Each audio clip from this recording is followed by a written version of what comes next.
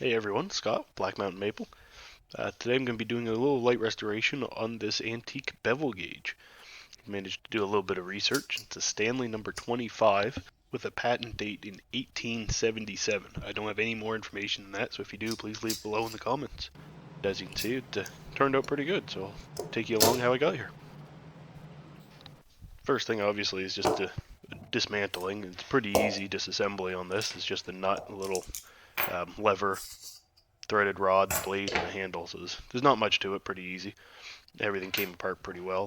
When I actually bought this, it was just in a box with a whole bunch of other antique tools, and the lever actually wasn't with it. So I was thinking I was going to end up having to buy one of those, but I did manage to find it in there, thankfully, because it was actually the reason that I bought the whole box. It was pretty cheap, but being a woodworker and not having any kind of a bevel gauge was starting to wear on me a little bit. So I decided to pick this up and didn't realize how old it was at the time.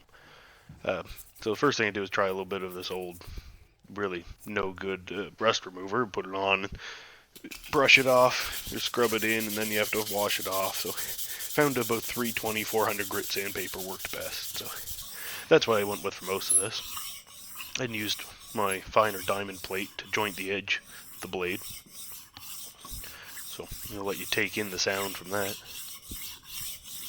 You can see here how it has started to joint up. So I did that a little bit longer and then switched to a scraper to get off where the sticker was originally on this.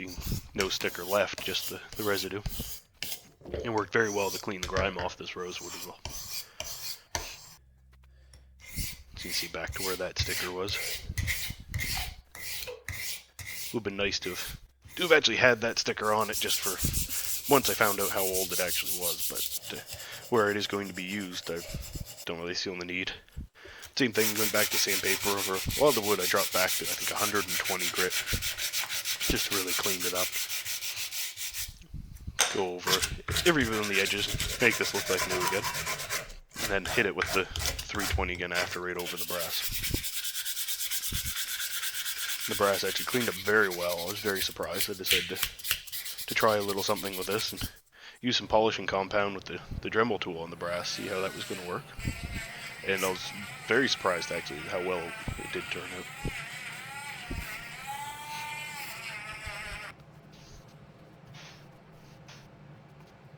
You see there just how nicely that did polish up.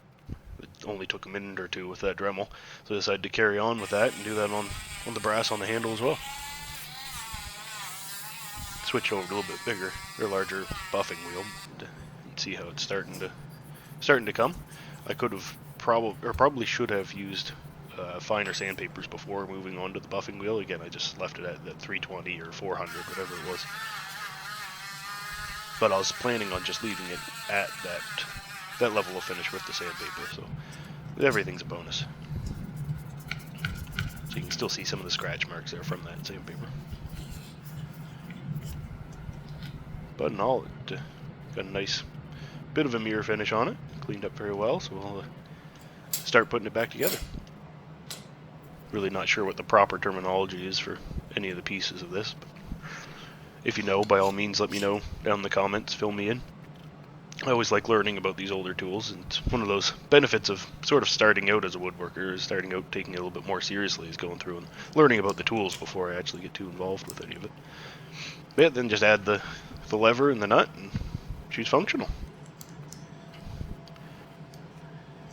I did add a little bit of boiled linseed oil to the handle afterwards, and just to really darken up that and just put a little bit of a finish to it.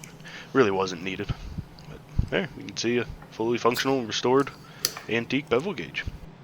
So if you have any ideas for any other tools that you'd like to see me restore, or any comments on this one, then by all means leave them down below, and don't forget to like and subscribe. Greatly appreciate it. Thanks.